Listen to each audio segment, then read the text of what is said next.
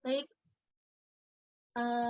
selanjutnya kami mohon kepada Bapak Ketua Jurusan Pendidikan Biologi FKIP USK untuk membuka acara kuliah tamu kita pada hari ini. Kepada Bapak Dr. Muhibbuddin MSc, kami persilahkan dengan segala hormat. Oke, makasih Windy. Ini putus komunikasi, saya putus Zoom 2 kali ini. Ini masuk lagi mati listrik tadi ya. Tadi nggak kedengaran sudah sampai di mana acaranya. Oke, terima kasih moderator ya.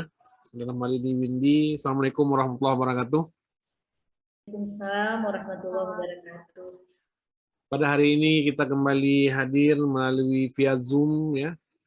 Untuk melaksanakan salah satu acara yaitu kuliah tamu yang ketiga nih kalau nggak salah di program studi Magister Pendidikan Biologi.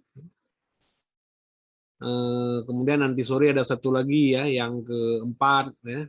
Mudah-mudahan ini menjadi suatu pedoman bagi kita untuk menimba ilmu pengetahuan, saling membagi informasi dari narasumber kita, Ibu Zulfiani dari Jakarta.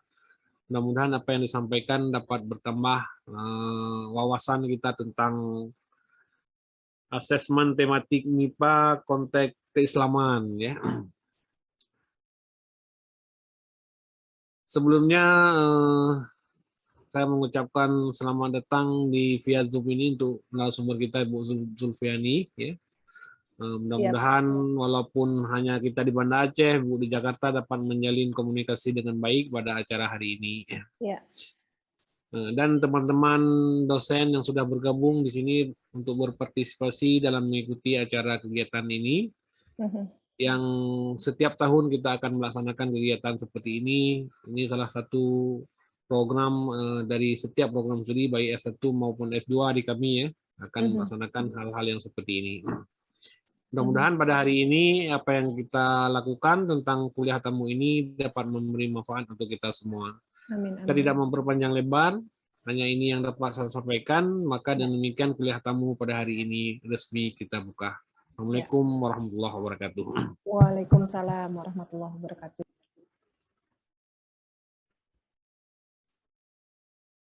Baik, terima kasih kepada Bapak Dr. Muhibbuddin yang telah membuka acara kita pada hari ini. Bapak Ibu dosen dan peserta kuliah tamu hari ini, sebelum dimulainya acara, maka perlu saya informasikan untuk audio dan juga videonya mohon diposisikan. Jika berkenan untuk video mohon di-on-kan, dan untuk audio dimohon untuk di-off-kan jika tidak sedang berbicara, agar acara kita dapat berjalan dengan tertib dan juga materi yang disampaikan oleh pembicara dapat terdengar dengan jelas dan baik oleh kita semua. Baik, sebelum memasuki acara inti, kami mohon kesediaannya untuk menghidupkan kamera semua untuk dokumentasi terlebih dahulu pada Bapak dan Ibu dosen dan juga teman-teman semua. Oke, sudah semua. Dimohon untuk menghidupkan kameranya. Ya, kita ambil aja ya, 1, 2, 3.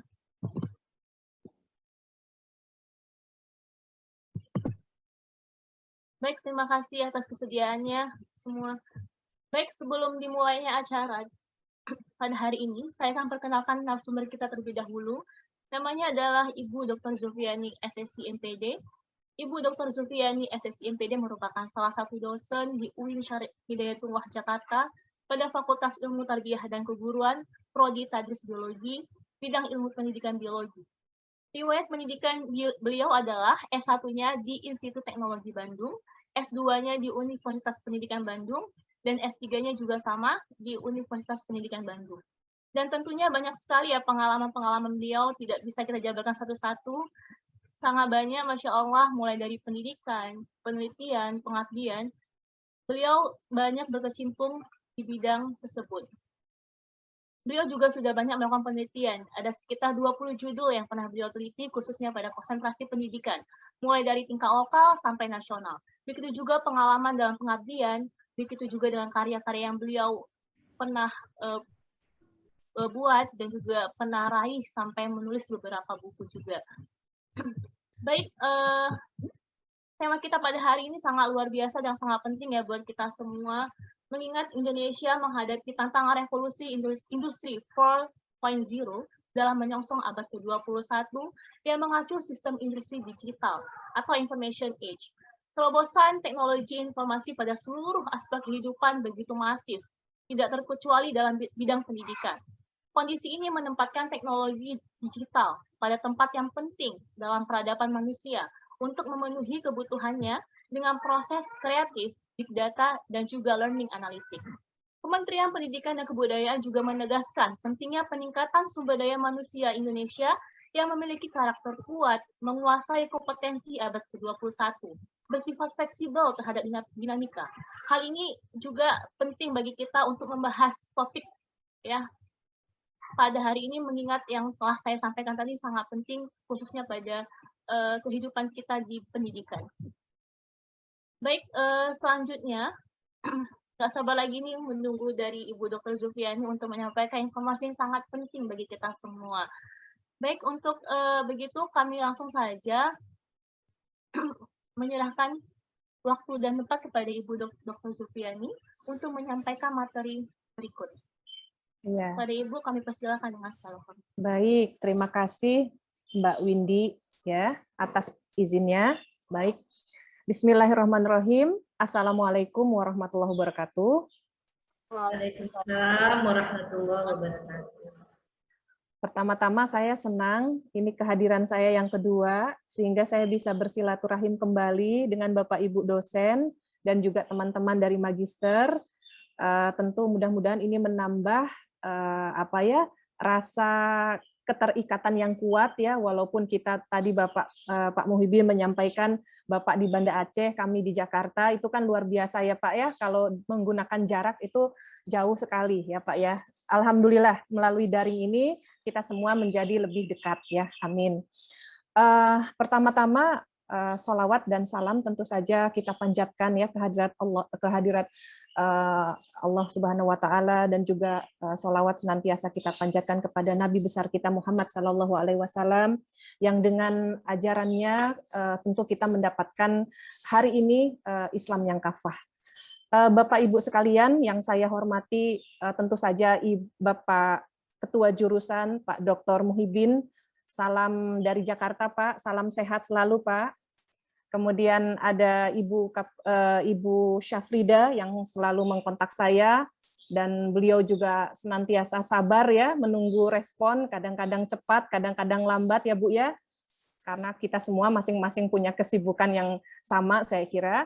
Kemudian ada Pak Supriyatno, tadi saya sempat bersapa, dan beberapa dosen yang lain. Mohon maaf, saya tidak bisa menyebutkan satu persatu, tapi izinkan hari ini di pukul 14, ya kurang lebih 30 waktu Jakarta, sama-sama di hari libur loh Bu, tapi kita semua masih menyempatkan untuk tholabul ilmi. Insya Allah mudah-mudahan ini menjadi ladang kebaikan buat kita semua ya Bu ya, karena di waktu yang mungkin kita bisa istilahnya kalau orang Jawa bilang leyeh-leyeh begitu ya, tetapi kita masih menyempatkan untuk hadir dalam forum ini. Tanpa berpanjang kalam, saya ingin sekali langsung share saja apa yang menjadi bagian yang ingin saya sampaikan di forum yang berbahagia ini. Bapak Ibu sekalian, ketika saya mendapatkan tawaran ini untuk menyampaikan kuliah tamu di forum ini, saya tentu agak surprise begitu ya. Kenapa? Karena riset ini baru berumur 2 tahun ya Bu ya, jadi ini tahun kedua. Ternyata Bu Syaf ini rajin sepertinya melihat Google Scholar saya begitu ya Bu ya. Karena ini buku baru di launching di tahun 2002, kurang lebih bulan April. Risetnya memang 2021 dan sekarang masih berkelanjutan sampai 2022.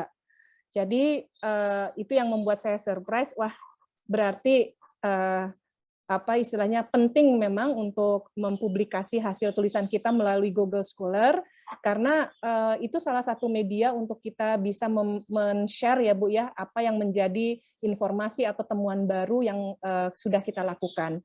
Itu yang saya yang saya rasakan pertama. Di UIN Jakarta Bu, saya baru menyampaikan materi ini baru saja tanggal 25, Bu. Jadi di pekan ini kali kedua saya menyampaikan tema yang seperti ini. Jadi UIN Jakarta dulu di tanggal 25 dalam Semnas, kemudian ini di kuliah tamu. Jadi saya senang karena ini merupakan riset bersama dari tim kami. Jadi ini bukan riset saya sendiri, Pak, tapi Ibu, kebetulan saya ketua penelitian, dan memang tim saya dari tim fisika dan juga ada tim matematika ya. Tim fisika ini ada Pak Iwan Permana, kemudian ada tim matematikanya, anggotanya itu adalah Pak Dr. Abdul Muin. Jadi kami bersama-sama berkolaborasi. Tadinya riset kami itu hanya IPA saja, Pak, Ibu. Jadi ketika kita mau melakukan penelitian, itu domainnya tuh IPA. Tetapi setelah kita mempelajari banyak permasalahan yang tidak bisa kita selesaikan hanya dengan monodisiplin, ya, bahkan dwidisiplin. Tetapi ternyata saya tertarik dengan tadi penjelasan Pak Supriyatno, ternyata ada istilah multidisiplin, sehingga jurusan pendidikan IPA itu justru ditarik ke tingkat rektorat ya. Jadi itu sangat rasional sekali karena memang saya di lapangan banyak sekali menghadapi permasalahan yang memang tidak bisa diselesaikan hanya dengan satu disiplin ilmu. Jadi keniscayaan, pengintegrasian ilmu itu merupakan sesuatu yang harus kita terima. Nah, Bapak Ibu, izinkan saya akan memulai. Jadi ini adalah hasil riset kami, riset kolaborasi, yang berjudul METSI APP. Jadi METSI itu sebenarnya dari kata Mathematica and Science, dan kami susun menjadi METSI APP. Jadi APP ini adalah aplikasi. Di tahun 2002 itu kami memang sekarang sedang di taraf 85%. Nanti kalau saya sempat di akhir saya akan tunjukkan, karena memang tersimpannya di Android. Jadi kita mengembangkan sebuah aplikasi berbasis digital, ya, yang berorientasi pada pengukuran asesmen. Jadi selama ini kita masih menggunakan sistem paper and pencil test, kita coba untuk menuangkan dalam bentuk aplikasi digital. Nah, disebut sebagai pengukur atau asesmen kompetensi, penilaian asesmen kompetensi, lalu kami tambahkan tematik, ya, karena memang ketika kita mengintegrasikan berbagai disiplin ilmu, tentu kita tidak mendapatkan ilmu atau pengetahuan itu sangat dalam pada satu disiplin ilmu tersebut, tetapi bagaimana kita bisa memunculkan satu tema bersama, di mana ketiga, dalam hal ini matematika dan IPA itu mampu memberikan penyelesaian masalahnya. Dan ditambahkan konteks keislaman, itu juga bagian dari nilai inovasi yang ingin kita tambahkan, selaras dengan di mana permasalahan yang banyak kita hadapi, terutama di lingkungan Kementerian Agama. Kami kan banyak melakukan kegiatan yang kita sebut dengan PLP, ya Pak Ibu, ya, atau misalnya kita sebut namanya PPL, kalau kami disebutnya namanya PLP. Nah, maka interaksi yang terjadi kami biasanya itu istilahnya turun gunung itu adalah di sekolah-sekolah berbasis keislaman atau madrasah. Nah, jadi ini sebagai sebuah respon, bagian dari sebuah respon dari fenomena permasalahan yang ada di tingkat nasional, kemudian kita mencoba menyelesaikan masalah yang kecil-kecil mungkin, ya, di level lokal, yang kemudian nanti sejalan dengan cara pandang permasalahan yang bersifat lebih besar atau nasional. Bapak Ibu, itu sekedar latar belakang, ya, sehingga tidak merasa asing dengan judul ini, ya. Jadi ini adalah bukan makhluk langka gitu, ya Bu, ya. Cuman kita berikan label yang sepadan supaya dia bisa menjadi sesuatu yang unik, ya, menimbulkan keunikan dan orang lebih mudah menghafalnya atau mengingatnya, seperti itu. Nah, Bapak Ibu sekalian, tadi di awal Mbak Windy sempat menyampaikan begitu, ya, bahwa salah satu masalah yang sekarang kita hadapi tentu saja salah satunya adalah tantangan revolusi industri 4.0 atau yang kita kenal dengan tantangan abad 21. Bahwa tantangan ini tentu saja ditengarai dengan semakin banyaknya permasalahan itu diselesaikan melalui digital information, atau kita sebut dengan abad atau masa information atau industri digital. Nah, kenyataan ini adalah satu fakta baru bahwa ketika kita menyelesaikan hari ini, kita tentu memerlukan satu proses-proses yang kreatif. Hampir keseluruhan aspek kehidupan kita selalu dihadapkan kepada informasi yang terkumpul melalui satu big data. Jadi kita bahkan pembelajaran jarak jauh yang kemudian kita menggunakan salah satunya LMS Google Classroom, di mana seluruh tugas itu terinput atau terkoleksi dalam Google Classroom, sebenarnya itu merupakan bagian dari big data. Dan pada akhirnya kita pun demikian, ketika kita mengevaluasi atau mengakses peserta didik, seharusnya kita juga menghimpun hasil-hasil mereka itu dalam satu susunan big data yang kemudian pada akhirnya kita dapat melakukan sebuah proses analisis melalui yang kita sebut namanya metode learning analytic, ya, yaitu satu metode pemecahan masalah, ya, satu metode pemecahan masalah yang didasarkan pada pembacaan dari big data itu sendiri. Jadi itu sudah banyak, ya, salah satunya mungkin aplikasi-aplikasi yang bergerak, baik itu misalnya ojek online, ya, atau misalnya pemesanan marketplace, ya, sebenarnya semua bergerak berdasarkan data, ya, data yang masuk dari konsumen. Kemudian mereka bisa memprediksi kira-kira pola-pola ataupun jenis-jenis makanan atau misalnya tempat-tempat tertentu yang menjadi populer ataupun tujuan terkini, ya, itu dapat dilacak. Nah, sebenarnya pola-pola itu pun hampir menyentuh di hampir seluruh aspek kehidupan, tidak terkecuali pendidikan. Merespon ini semua memang menjadi sebuah tantangan, ya, tantangan untuk kita semua, khususnya kita yang bergerak di dunia pendidikan. Kemendikbud, Kementerian Agama dalam hal ini yang berurusan terhadap pendidikan, tentu banyak memperoleh sebuah tantangan baru untuk dapat menyelesaikan masalah. Salah satunya untuk bisa menyesuaikan dengan kenyataan itu, tentu kita perlu mempersiapkan sumber daya manusia yang memadai. Nah, kesanggupan untuk merespon itu tentu sejalan dengan isu terbaru dalam reformasi pembelajaran masa kini. Salah satunya kurikulum 2013 yang kemudian transisi sekarang ke kurikulum istilahnya merdeka. Kita mengenal bahwa kalau kurikulum 2013 kita sering mengistilahkannya sebagai pembelajaran ataupun pembelajaran yang berorientasi pada karakter. Tetapi sekarang kita mengenal di kurikulum merdeka itu istilahnya profil Pancasila, gitu ya. Nah, itu semua sebenarnya merujuk kepada karakter. Artinya reformasi pembelajaran masa kini tentu harus bersinergi dengan visi misi dari pendidikan nasional itu sendiri.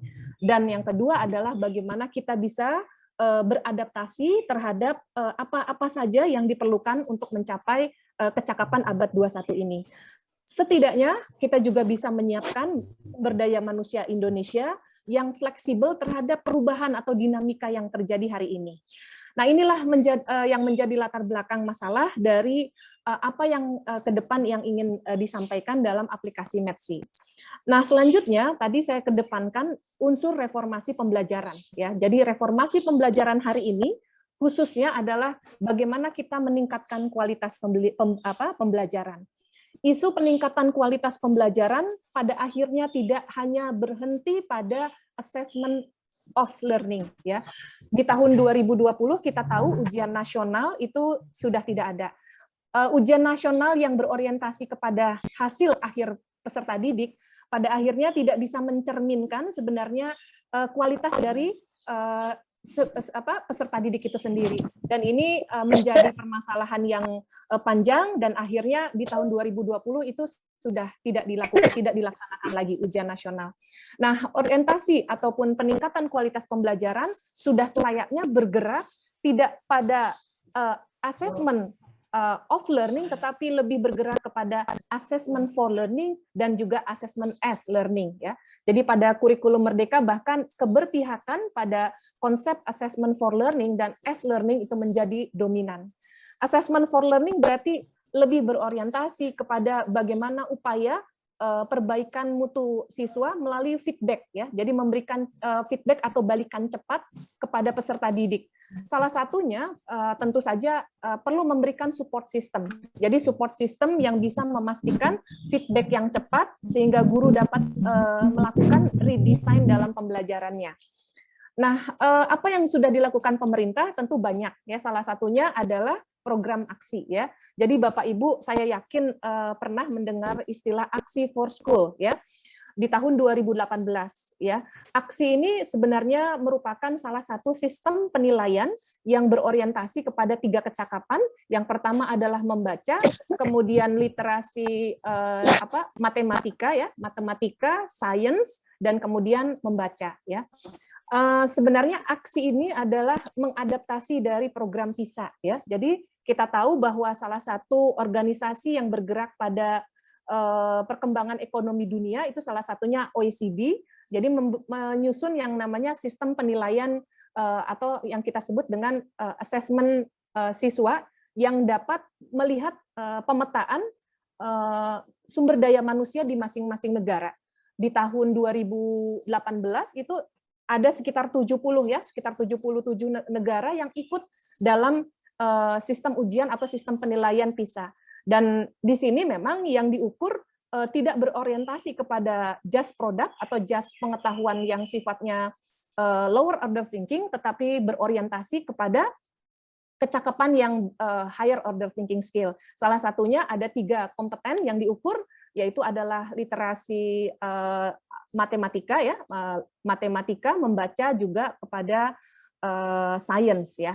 Nah, itu menjadi satu bentuk ya tawaran sehingga tentu peserta didik itu tentu membutuhkan support system yang tadi saya sampaikan. Dan ini bisa diakses oleh setiap siswa yang ada di Indonesia, ya tentu harus login ya, tentu harus registrasi sehingga mereka bisa berlatih, salah satunya berlatih untuk memberikan satu apa ya istilahnya alternatif inovasi dalam assessment. Saya kebetulan juga terlibat dalam penyusunan baik itu soal-soal apa SMPTN begitu ya, maaf di tingkat Kementerian Agama ya, namanya kita sebut SMPTKIN ya, istilahnya seperti itu, atau ujian mandiri, kemudian juga review untuk soal-soal di tingkat penyedia soal untuk Pusdatin ya, Pustekom, jadi bekerja sama juga, jadi hampir dalam pengembangan soal-soal itu masih ada permasalahan dalam pengembangan soal-soal yang berkaitan dengan higher order thinking skill.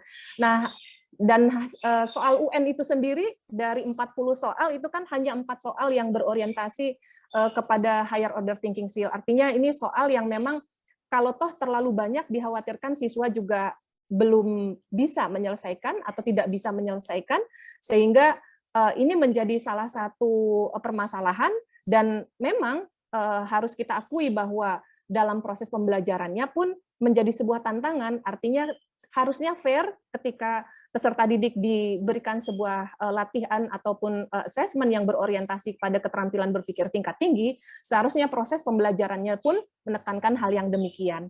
Nah, ini merupakan satu support system yang dilakukan oleh Kemendikbud, itu saya rujuk yaitu tahun 2018. Jadi bentuknya adalah seperti modul ya, modul formatif assessment ya. Jadi modul formatif assessment dengan bantuan aplikasi komputer.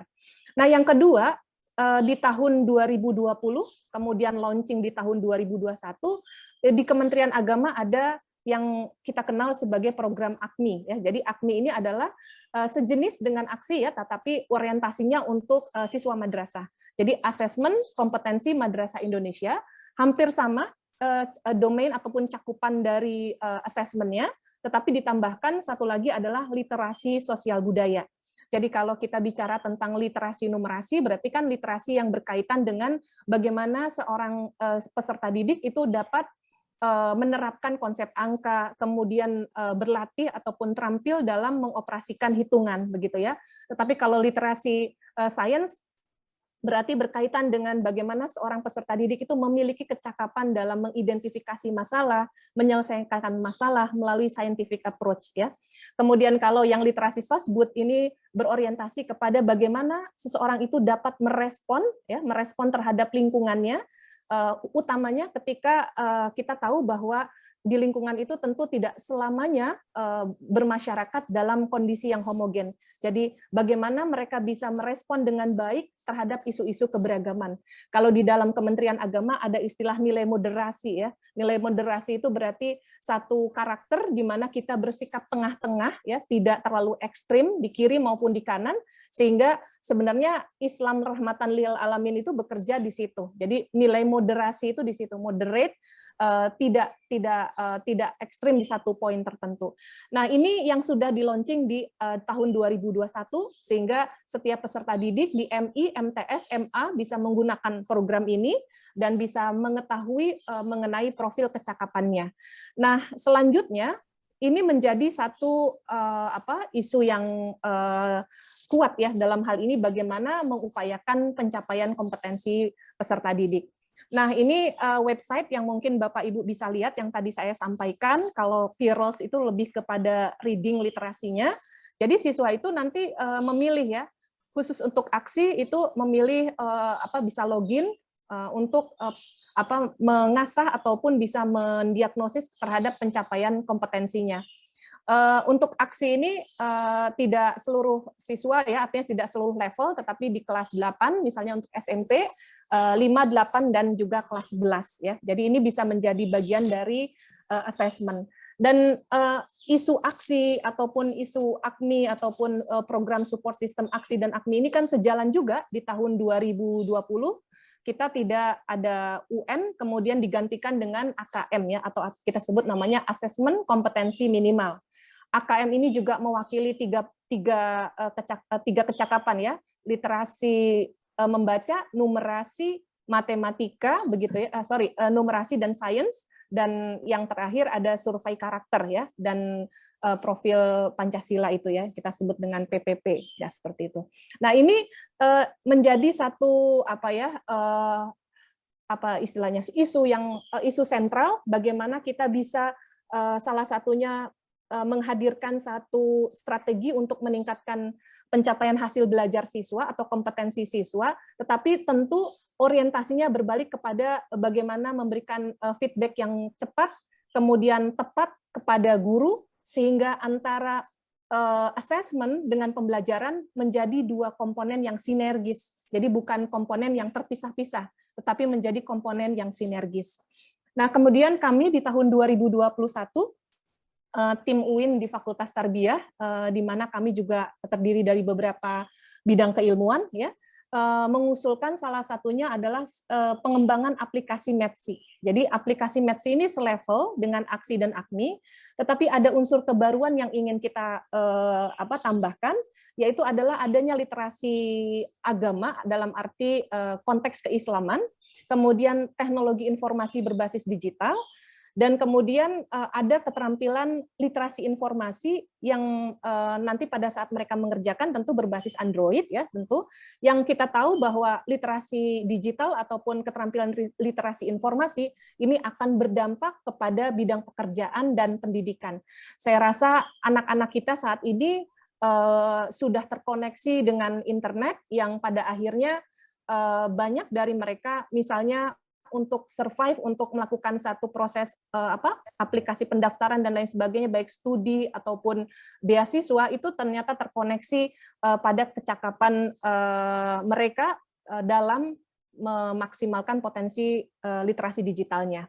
Nah, kemudian METSI ini sebenarnya dikembangkan dari 2017, tetapi kami masih dalam berorientasi kepada learning ya. Jadi kita bagaimana menyiapkan pembelajaran berbasis hypermedia. Kemudian pengembangannya di tahun 2018 lebih ke pembelajaran. Jadi kita mengembangkan satu aplikasi berbasis Android juga, tetapi untuk memfasilitasi gaya belajar ya. Jadi gaya belajar visual, aural, kemudian kinestetik ya, read and write itu juga termasuk ke dalam pengembangan pembelajaran.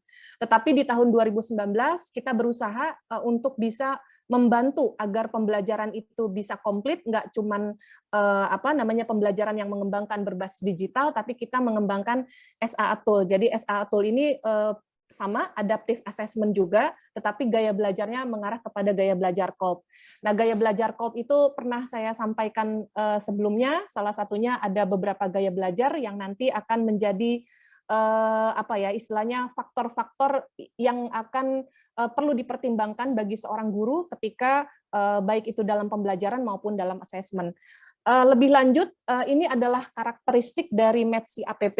Nah, di tahun 2021 kami menyusun target bahwa sebelum kita menyusun dalam bentuk aplikasi, tentu kita harus memiliki yang namanya kerangka konseptual atau yang kita sebut namanya framework ya. Jadi di tahun 2021 kami susun framework-nya sekaligus instrumennya. Jadi ketika kita sudah menyusun framework, kemudian kita juga menyusun instrumen, berarti itu menjadi sebuah produk, tetapi produk ini masih bersifat paper and pencil test. Nah, apa saja karakteristiknya? Yang pertama, tadi saya sudah menyampaikan METSI itu dari Matematika and Science ya. Ini soal yang kami rancang ini berorientasi kepada berpikir tingkat tinggi. Yang kedua, METSI ini harapannya menjadi diagnostic tool ya. Jadi hampir sama dengan ACMI ya. Jadi mereka yang akan mencoba METSI ini nanti akan mendapatkan profil kecakapan higher order thinking skill-nya, karena nanti soal ini memang disusun melalui satu framework tertentu. Yang ketiga, kita ingin METSI ini bisa memberikan umpan balik cepat sehingga ketika mereka guru tahu bahwa profil kompetensi siswa itu ternyata misalnya kemampuan monodisiplin, berarti kemampuan fondamen ilmunya masih kurang, wajarlah misalnya ternyata kecakapan yang lebih tinggi dari itu tidak tercapai. Dan berarti strategi pembelajaran apa yang diharapkan untuk bisa mengembangkan kemampuan siswa untuk mencapai itu. Yang keempat adalah mendukung assessment for learning. Jadi METSI ini juga bagian dari satu support system sehingga pembelajaran itu berorientasi kepada proses, bukan hanya berorientasi kepada produk. Ketika mengetahui profil yang diperoleh dari siswanya, tentu ini akan menjadi satu masukan reflektif yang kemudian dapat memberikan satu tindakan yang efektif untuk bisa mencapai kompetensi yang diharapkan. Kita tahu bahwa Vogt and Sidhu di tahun 2015 menyatakan bahwa tadi yang saya sampaikan bahwa pembelajaran dan asesmen merupakan kerangka baru yang perlu disinergikan. Jadi bagaimana kita mengedepankan kemajuan potensi dan pencapaian kompetensi peserta didik itu dari dua komponen ini. Jadi selama ini ketika kita hanya berorientasi kepada asesmen off learning, itu pada akhirnya kita melepaskan sinergi itu, melepaskan pembelajaran dengan asesmennya. Nah, paradigma terbaru hari ini adalah bagaimana kita, dan ini merupakan sebuah tantangan, artinya memang tidak mudah mensinergikan sehingga kerangka asesmen dan juga pembelajaran menjadi satu yang bersinergi, seperti itu. Nah, ini adalah framework assessment METSI yang kemudian kami kembangkan dalam menyusun instrumen METSI. Jadi pertama-tama yang ingin saya sampaikan bahwa ada beberapa kebaruan yang ingin kami munculkan dari kerangka atau kerangka konseptual asesmen METSI. Pertama, bahwa kerangka asesmen METSI ini dianalogikan seperti anak tangga. Jadi seperti titian anak tangga. Yang paling tinggi atau yang kita sebut dengan soal integrasi interdisipliner 2, kemudian di level keduanya kita sebut namanya integrasi interdisipliner 1, dan yang paling bawah kita sebut namanya soal monodisiplin. Kenapa disebut soal-soal pengistilahan seperti ini? Yang pertama adalah pada saat kita mengakses dengan menggunakan METSI ini, kita tidak langsung memberikan soal-soal kepada siswa yang langsung terintegrasi. Jadi walaupun nanti akan mengukur kecakapan abad 21, tetapi kompleksitasnya kita kasih yang basic, ya, artinya level berpikirnya masih L1, ya kami menggunakan istilah L1, L2, L3 itu biasa digunakan merujuk kepada pusat penilaian pendidikan yang sebenarnya akarnya adalah dari taksonomi Bloom. Jadi kalau kita bicara L1 itu masih pada level C1, C2 begitu ya Bapak Ibu ya. Kemudian kalau kita bicara L2 itu bicaranya berarti C3. Nah, kalau kita bicara L3 itu berarti penalaran. Nah, penalaran itu dari C4, C5, dan C6. Nah, jadi pengklasifikasian ini hanya untuk mempermudah, karena seringkali kita berdebat ini C4 atau C5 atau ini, nah seperti itu ya, tetapi ketika kita mengklasifikasikan ini L3, rasanya perdebatan yang tidak berarti itu akhirnya kita bisa menyederhanakannya. Ini adalah level berpikir rasional begitu ya. Jadi kalau kita sudah bilang L3 itu berarti udah maksud saya reasoning, maaf ya, bukan rasional. Jadi di L3 itu adalah reasoning. Nah, kalau L2 itu aplikasi, L1 itu adalah pengetahuan atau kita sebut pemahaman ya, C1 dan C2. Nah, pembagian ini kerangka seperti titian anak tangga ini, yang pertama nanti siswa akan mengerjakan soal yang berorientasi pada satu disiplin ilmu atau yang kita sebut dengan soal monodisiplin. Soal monodisiplin ini berarti mereka akan mengerjakan soal biologi dengan tambahan ada garis biru di sini konteks keislaman. Jadi ada soal-soal monodisiplin ini satu bidang disiplin ilmu yang terintegrasi dengan konteks keislamannya. Kemudian yang kedua, mereka juga ada soal fisikanya, kemudian ada soal matematikanya. Jadi nanti semua akan mengerjakan biologi, fisika, matematika sebagai pintu masuk sebelum mereka masuk ke soal yang lebih kompleks. Nah, selanjutnya untuk jenjang itu kita memberikan kelonggaran ya, artinya di L2 dan L3. Jadi soal ini memang berorientasi ke MOT ya, middle, bukan ke yang LOT atau lower. Nah, selanjutnya setelah seorang siswa mengerjakan monodisiplin, maka dia akan bergerak gitu ya, maka dia akan mengerjakan soal yang lebih kompleks ya, tetapi belum terlalu kompleks. Nah, soal yang level kedua ini biasanya disebut sebagai soal duidisiplin atau integrasi interdisipliner 1, begitu ya. Soal duidisiplin ini berarti ada integrasi dua disiplin ilmu. Misal ada biologi fisika, ada soal biologi yang terintegrasi dengan matematika, dan ada soal yang memang di situ bidang ilmunya fisika dan matematika. Di sini jenjangnya L2 ya, kita susun L2 karena pengalaman kami itu ketika kita menyusun soal itu sudah dalam bentuk integrasi, itu tidak mudah sampai kita mencapai di level L3. Kendalanya ya tadi salah satunya menyusun soal dengan integrasi itu juga kadang ada bidang ilmu yang akhirnya terlalu titik tekannya terlalu berat, misalnya dari segi materinya. Nah, jadi ketika siswa sudah mengerjakan duidisiplin, itu jumlahnya ada 3 soal, tetapi satu soal untuk bidang duidisiplin ilmu ini tadi untuk bisa menjangkau interdisipliner ini tentu nggak bisa dibuat dalam susunan pilihan ganda sederhana. Pilihan ganda yang sederhana itu kan A, B, C, D, E, misalnya seperti itu. Nah, itu berlaku untuk soal monodisiplin bisa. Tetapi ketika kita mengintegrasikan soal-soal yang duidisiplin, kami menggunakan istilahnya pilihan ganda kompleks. Ya, pilihan ganda kompleks itu terdiri dari pokok pertanyaan, lalu ada pilihan pertanyaan, tetapi pilihannya ini sifatnya benar salah. Jadi ada sekitar 7 pernyataan yang mereka harus jawab. Nah, pernyataan itulah yang sebenarnya menjadi bagian dari asesmennya. Jadi kalau satu model, misalnya satu model biologi fisika, itu terdiri dari 7 pernyataan. Maka kalau ada 3, berarti 7 dikali 3 ada 21 pernyataan. Jadi walaupun jumlahnya 3, tetapi pernyataannya, karena memang harus menanyakan aspek biologinya, atau aspek fisikanya, atau ada aspek integrasinya, maka pilihan yang kami lakukan adalah dengan cara pilihan ganda kompleks. Ya. Kemudian ini setelah mereka mengerjakan soal duidisiplin, ya, dan di sini juga kita tahu ketika mereka mengerjakan soal duidisiplin, kita akan tahu nanti profil bagaimana kemampuan dia dalam menyelesaikan masalah yang terintegrasi, tetapi masih di level 1. Nah, sampailah di level puncak dari asesmen ini yang kita sebut namanya model soal tridisiplin. Tridisiplin itu berarti mengintegrasikan matematika, IPA, ya, dalam hal ini biologi dan fisika. Nah, di sini integrasi interdisipliner 2 atau yang saya sebut dengan tridisiplin ini sudah mengintegrasikan MIPA. Jadi cermin MIPA-nya itu sudah terlihat atau kita sebut dengan METSI APP itu sebenarnya di asesmen puncak. Namun kita menggunakan prinsip tadi assessment for learning, bahwa ketika seorang siswa misalnya tidak tercapai puncak dari kemampuan kompetensi integrasi MIPA-nya, ya, mereka tetap dapat terlihat profil kemampuan dia di integrasi yang di level sebelumnya, atau kita sebut integrasi dwidisiplin. Atau misalnya mereka juga dapat terlihat kemampuan monodisiplinnya.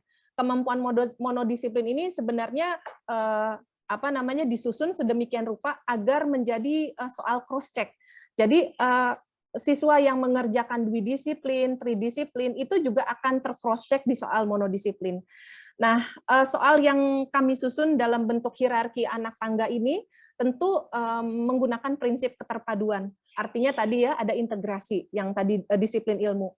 Kemudian permasalahan yang dipilih tentu berorientasi kepada penyelesaian masalah yang kontekstual. Jadi diupayakan masalah-masalah itu dekat dengan kehidupan sehari-hari, sehingga tentu saja bahwa pada saat mereka menyelesaikan atau sedang mengerjakan soal itu dapat mengkoneksikan sebagai sebuah pengalaman yang nanti suatu saat dia akan berhadapan dengan kehidupannya. Nah, kemudian kita tahu bahwa paradigma pembelajaran masa kini kan berorientasi pada STEM, ya, science, teknologi, engineering, and mathematics, di mana ini menjadi salah satu tawaran ya ketika kita menggunakan satu asesmen pembelajaran yang sangat berkualitas, tentu kita juga perlu menyediakan pengembangan atau alternatif asesmen yang memiliki kualitas yang sama untuk mengukur kecakapan berpikir tingkat tinggi.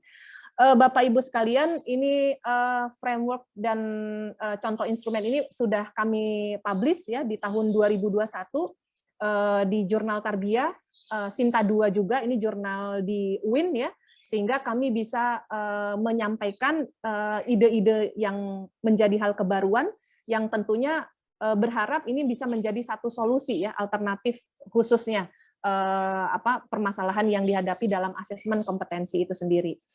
Nah, Bapak Ibu sekalian, ini adalah kisi-kisinya ya. Jadi setelah kita menyusun framework, lalu tahapan selanjutnya dalam mengembangkan METSI itu adalah menyusun kisi-kisi penulisan soal.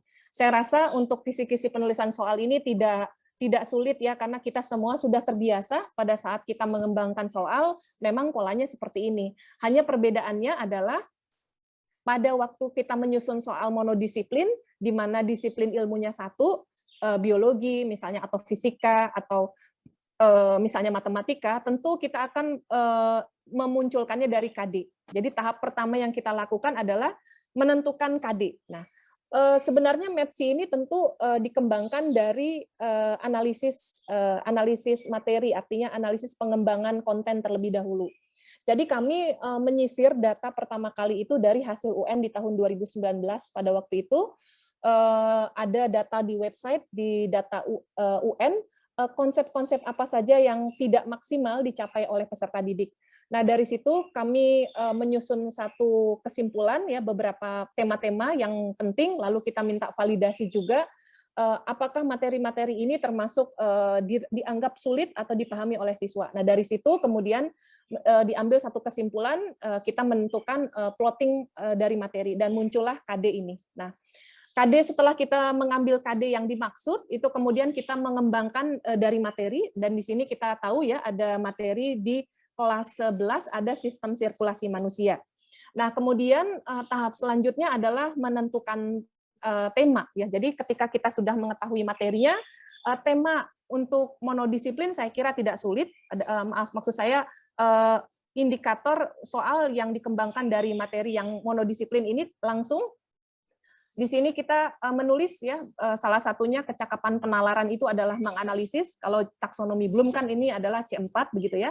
Tapi kita menggunakan taksonomi yang dikembangkan di Kemendikbud ya, di pusat penilaian pendidikan itu.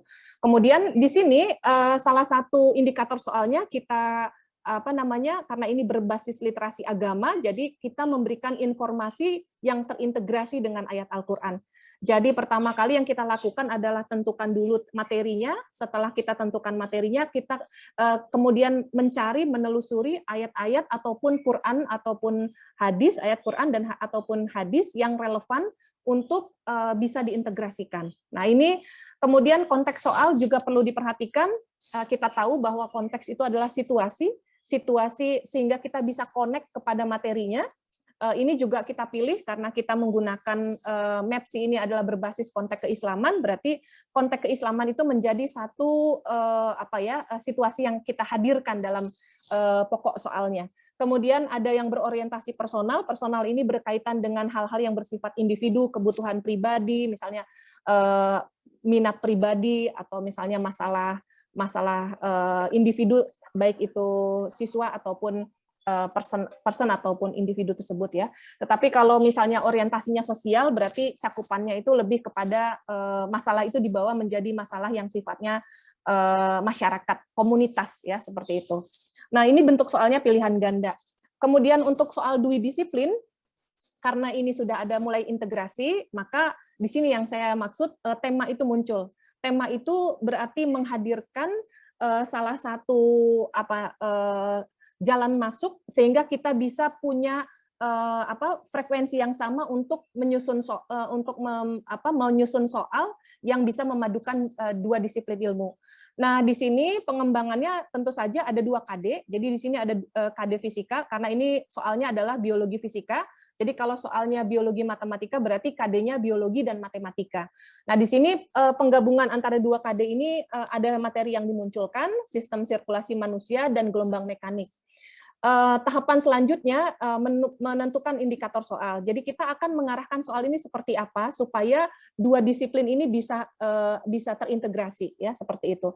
Kemudian di indikator soal, karena kita masih konteks keislaman ya, kami mengusulkan bahwa indikator ini tentu berorientasi kepada misalnya fungsi organ, peredaran darah manusia, kemudian dikaitkan dengan konsep gelombang mekanik.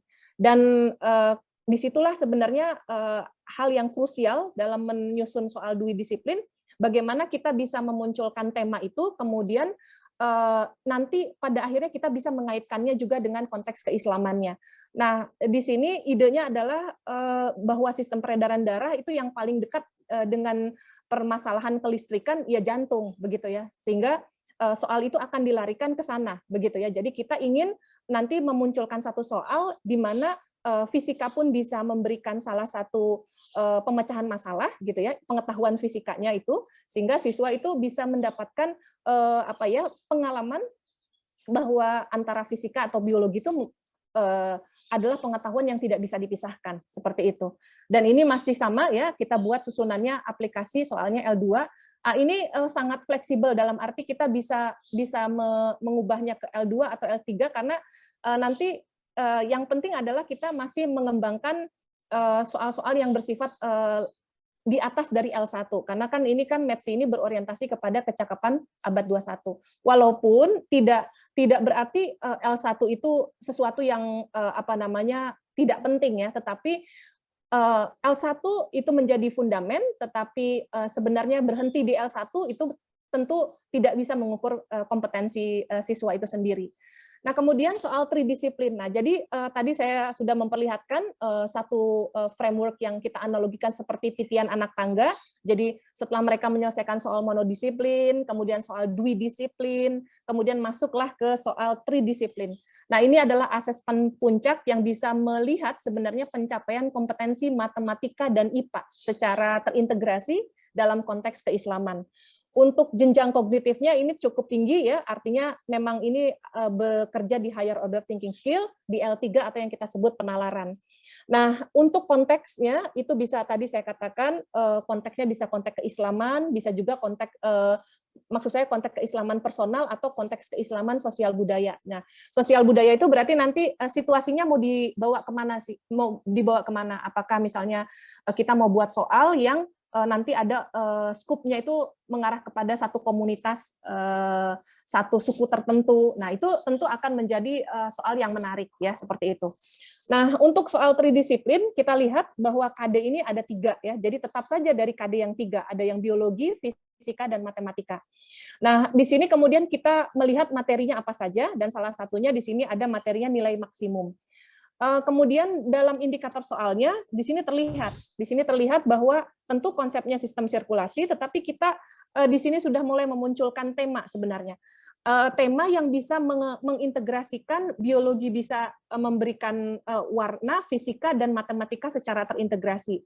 Salah satunya adalah terkait dengan misalnya sistem ABO atau sistem resus atau transfusi darah. Nah, ini di fisikanya kita mengenal ada hukum Stokes, kemudian ada juga nilai maksimum dan nilai minimum di matematika.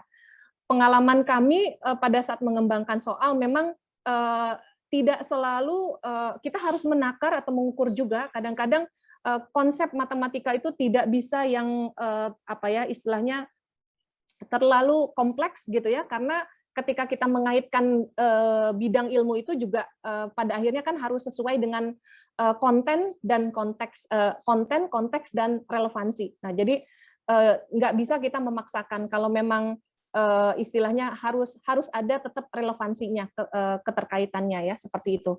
Nah, ini soal yang berorientasi tridisiplin. Soal tridisiplin juga ada 7 pernyataannya, ada 7 pernyataan yang harus dipilih ya, seperti itu.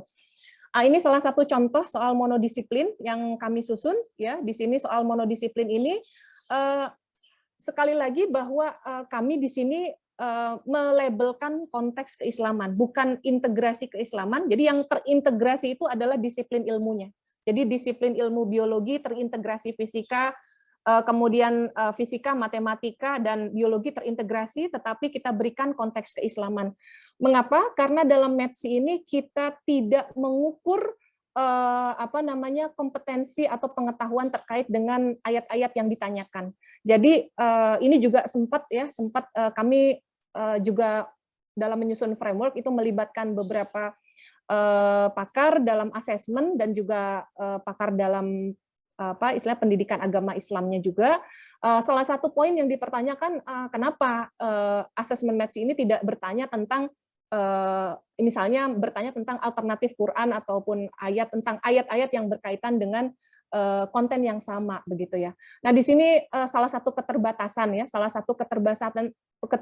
dari METSI ya, artinya memang tidak bisa mengukur pencapaian siswa terkait dengan kemampuan pengetahuan tentang keagamaannya di situ. Jadi kami di sini pengetahuan keagamaan itu tidak diteskan ya, tetapi menjadi salah satu sumber atau literasi informasi yang akan memberikan pengalaman kepada peserta didik bahwa antara agama dan sains itu bukan dikotomi ya, jadi bukan terpisahkan. Artinya mereka mendapatkan pengalaman antara sains dan agama itu adalah sesuatu yang menyatu seperti itu. Nah, pengalaman itu tentu saja menjadi pengalaman yang berharga buat mereka gitu ya. Dan harapannya ini menjadi satu penguatan terhadap aspek spiritual value seperti itu. Nah, jadi pada METSI yang akan diukur adalah tetap kepada aspek kognitifnya ya. Jadi peserta didik dinilai apakah mampu menganalisis karakteristik dari sistem sirkulasi sekunder. Nah, cara kita menyusun soal itu memang kita perlu menentukan tema. Salah satunya tema dulu ya, Bapak Ibu ya. Nah, kemudian dari tema itulah kemudian kita mengaitkan dengan Quran ataupun hadis yang relevan.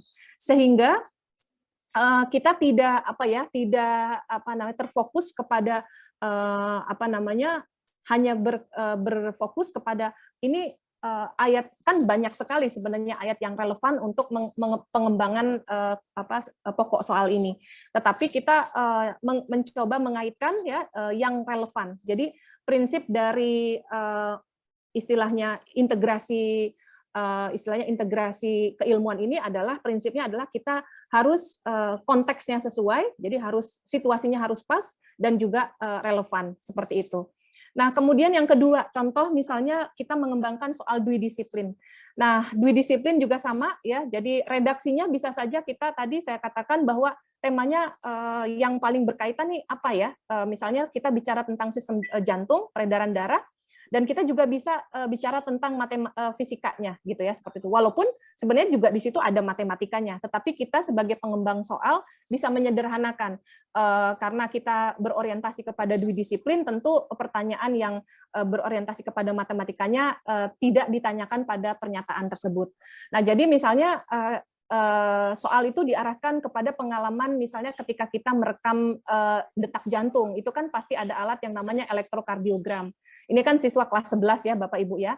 Nah, di sini mereka diberikan satu gambaran seperti ini. Nah, sebenarnya ketika mereka melihat gambaran elektrokardiogram dan itu biasa ya pada saat kita mencatat rekaman detak jantung, itu sebenarnya tanpa disadari mereka itu bersentuhan dengan bidang ilmu yang lain. Salah satunya adalah fisika itu sendiri.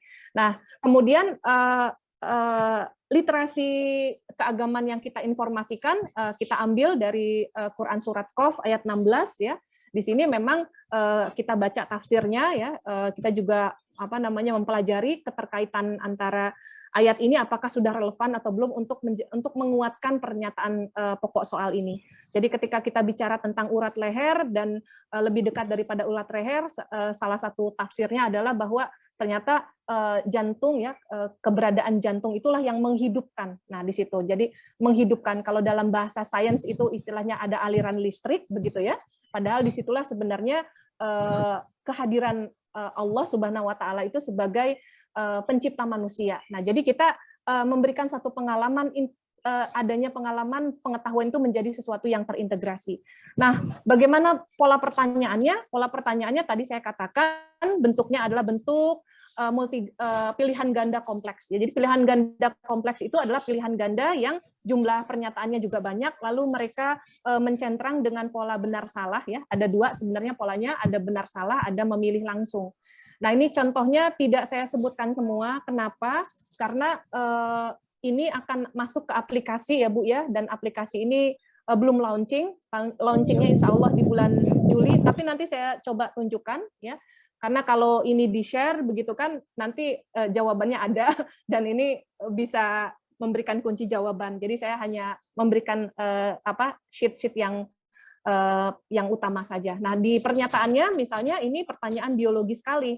Misalnya terkait dengan nodus atrioventrikuler dapat menahan impuls untuk memungkinkan pengisian ventrikel selama atrium berkontraksi. Di sini kan cara kerja jantung dalam hal ini kontraksinya. Nah, di sini mereka menjawab benar atau salah seperti itu. Untuk menjawab ini mungkin Bapak Ibu berpikir tinggal di checklist aja salah benar ya. Tapi kan resikonya sebenarnya itu tidak mengukur pencapaian mereka. Nah, di sini tentu saja tadi soal sudah berorientasi kepada aplikasi ya. Kemudian ada yang berorientasi kepada fisikanya, pernyataannya misalnya waktu tercepat yang diperlukan jantung pada saat terdekat untuk menghasilkan satu gelombang. Nah, satu gelombang mereka bisa lihat dari stimulus grafiknya seperti itu. Nah, di sini yang kita ukur adalah mampu mengidentifikasi mekanisme perambatan impuls pada jantung dihubungkan dengan gelombang mekanik. Artinya di sini memang mengukur kemampuan yang terintegrasi dari segi dua disiplin ilmu. Untuk soal tridisiplin, ini juga salah satu contohnya. Jadi soal tridisiplin itu kita gimana caranya mengambil satu tema yang bisa mengaitkan antara tiga disiplin ilmu tersebut. Nah, di sini contoh soalnya sama. Jadi mereka juga disuruh memilih benar salah, dan ini juga pemilihan pilihan ganda kompleks menyesuaikan karena kita akan mengembangkannya ke aplikasi ya, seperti itu. Jadi aplikasi ini tentu tidak sama ya, perlu algoritma khusus sehingga bagaimana kita menyusun soal atau kunci jawaban itu juga perlu diperhatikan sebelum masuk kepada pengembang aplikasi. Nah, di sini ada pertanyaan yang ke arah biologi, ada yang pertanyaan ke arah fisika, dan ada juga pertanyaan ke matematika, bahkan terintegrasi. Jadi di sini apa yang diukur adalah mampu mengaitkan atau menghubungkan konsep golongan darah sistem ABO, sistem resus dengan transfusi darah, hukum Stokes, dan nilai maksimum. Jadi di sini kemampuan terintegrasinya dapat terekam ya, atau tercatat. Nah, tampilan Metsi yang akan muncul pada aplikasi itu adalah seperti ini. Ini menu utamanya. Ini tahun 2022. Jadi insya Allah di bulan Juni ya kami akan launching ya, karena masih 85-90% ya, masih ada bug yang sering terjadi pada saat kita mau menguji coba, jadi kita belum siap untuk launchingnya. Pengembangnya ini tadi saya perkenalkan, ada saya sendiri dari biologi, kemudian Pak Iwan dari fisika, dan ada Pak Abdul Muin dari matematika.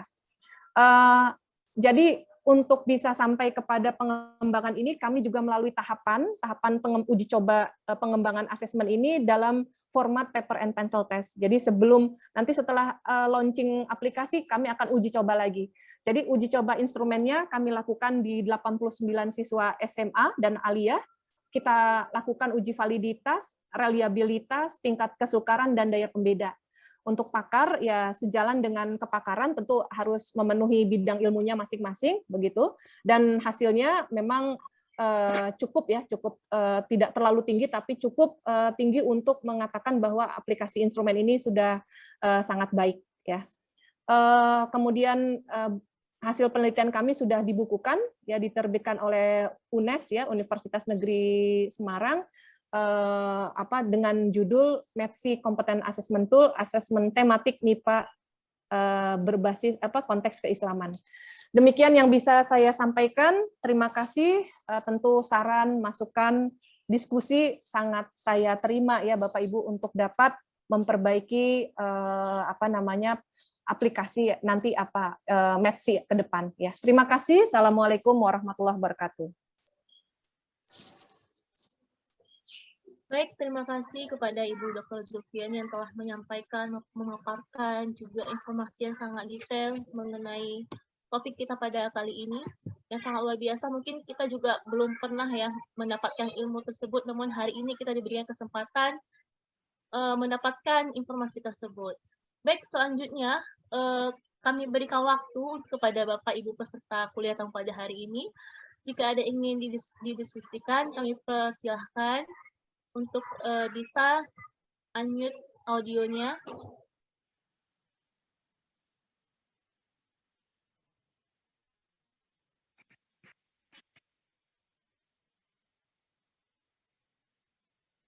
Baik, langsung saja yang ingin bertanya.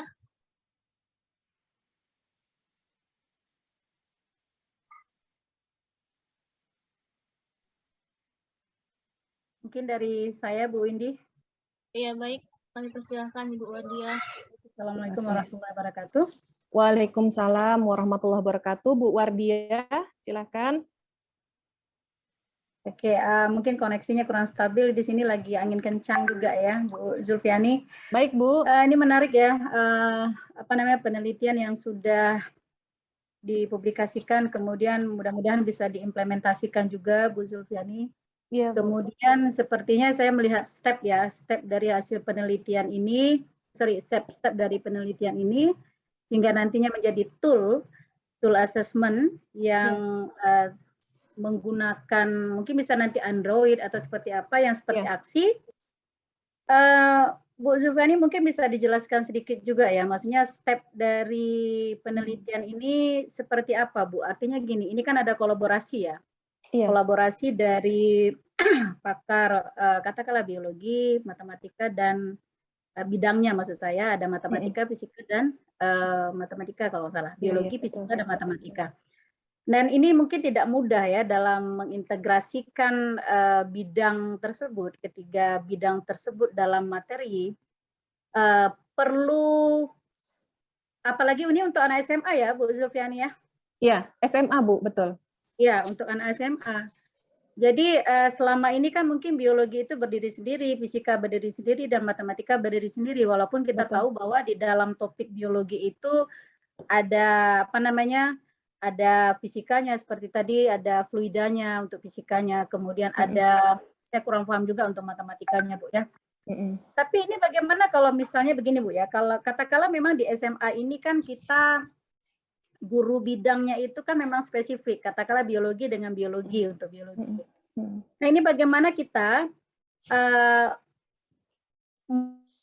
mengimplementasikan, katakanlah guru yang ingin mengintegrasikan biologi dengan fisikanya, dengan matematikanya pada saat mengajar begini, sebelum kita melakukan assessment ini, ya kan? Sebelum kita melakukan assessment.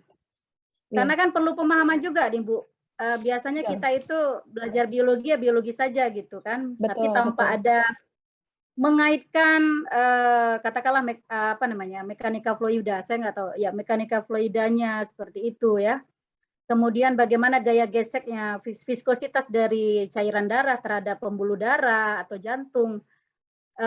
Jadi mainnya ini agak, kalau menurut saya pribadi itu agak berat Bu, nih mengaitkan ini ya. Kalau tidak ada dosen fisika yang mendampingi saya agak kesulitan. Apalagi guru biologi nih Bu, artinya memang harus mereka guru fisika, matematika harus berkolaborasi nih, ya, harus berkolaborasi dalam membuat asesmen materi ajarnya, terutama ya kan, materi ajarnya, terlebih dari indikatornya materi ajarnya sampai dia nanti bisa menjawab soal ini. Kita harapkan siswa itu bisa menjawab soal ini.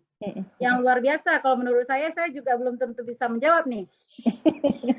Ya, jadi ini mungkin Bu, mungkin Ibu bisa jelaskan juga kalau kita ingin implementasikan, kalau saya seorang guru biologi, apa yang harus saya lakukan ini dalam merancang seperti ini ya kan? Apa yang harus saya persiapkan terlebih dahulu? Dari mulai indikator, materi segala macam sampai dan nanti saya bisa memunculkan asesmen yang tridisiplin ya, disiplin ilmunya kita integrasikan dalam bidang kita. Itu saja Bu Zulfiani. Baik, panjang. Terima kasih Bu Wardiah.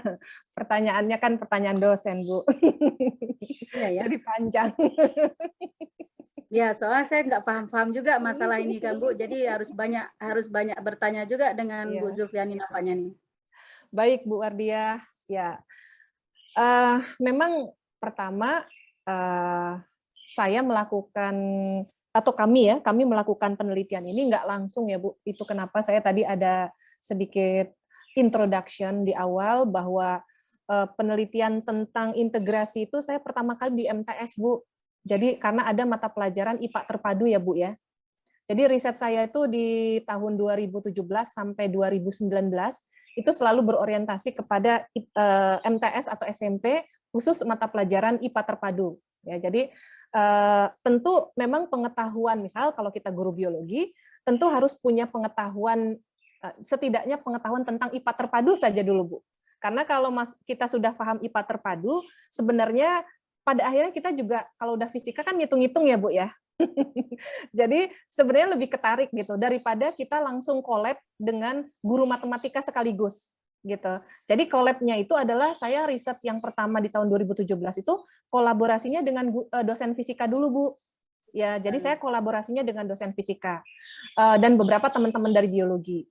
Nah, area pertamanya memang di mata pelajarannya adalah IPA terpadu. Jadi untuk jenjang MTS ataupun SMP kelas 8. Begitu ya Bu ya. Nah, dari situ kita melihat memang salah satunya misalnya pada konsep sistem gerak ya Bu ya.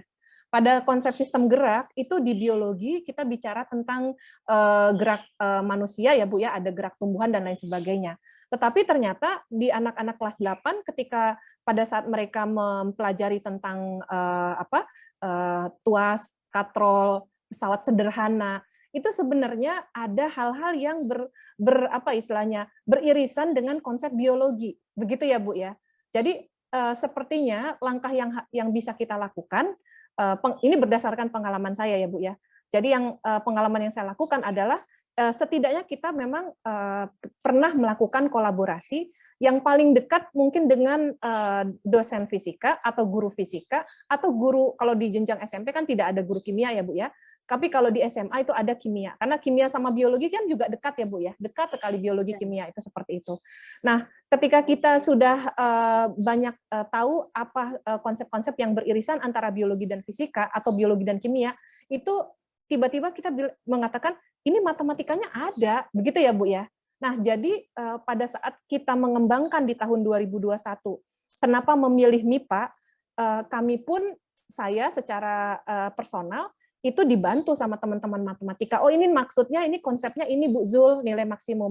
Artinya tuntutan METSI ini memang tidak kepada tuntutan matematika yang tinggi, Bu. Maka tadi saya sampaikan bahwa pertanyaannya kan tadi KD-nya itu ada yang berorientasi kepada nilai maksimum.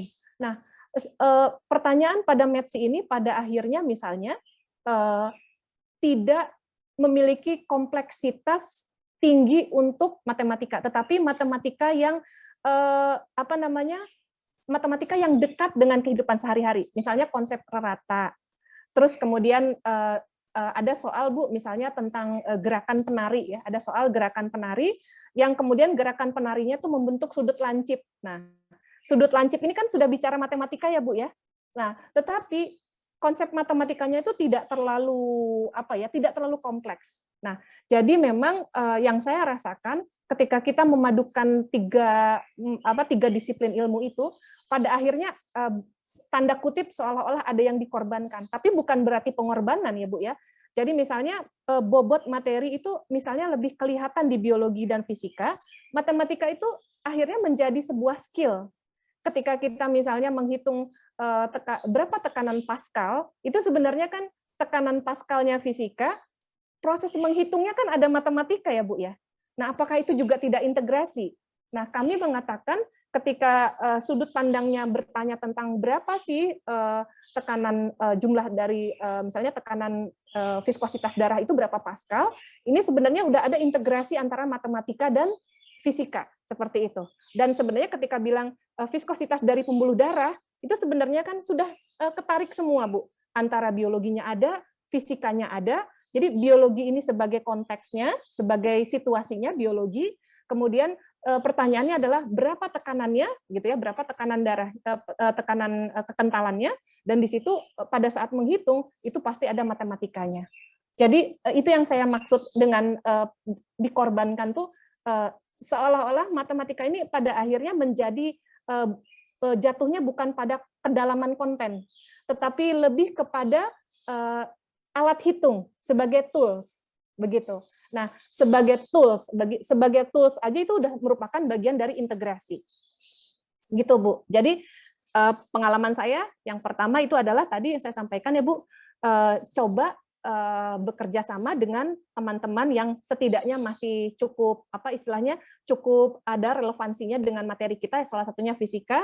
Kemudian temukan tema-tema yang masih ada kaitannya. Contohnya tadi saya katakan ada sistem gerak pesawat sederhana ketika seorang anak mengangkat beban tas gitu ya, beban tas di punggungnya, atau kita misalnya mendorong aqua galon, kenapa kita itu lebih mudah menggunakan pendorong ketimbang kita mengangkutnya di punggung. Nah, ini kan sebenarnya hal-hal yang berhubungan dengan biologi dan ternyata itu menjadi masalah fisika. Nah, jadi yang kedua, temukan masalah-masalah yang kontekstual yang memang di situ saling keterkaitannya. Nah, di situ setelah itu baru kita bisa merancang sebenarnya tema yang bisa relevan.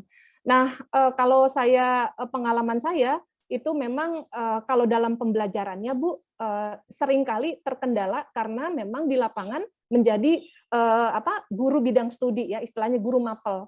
Nah, biasanya yang dilakukan itu adalah mengambil 1 jam atau 1 jam pelajaran.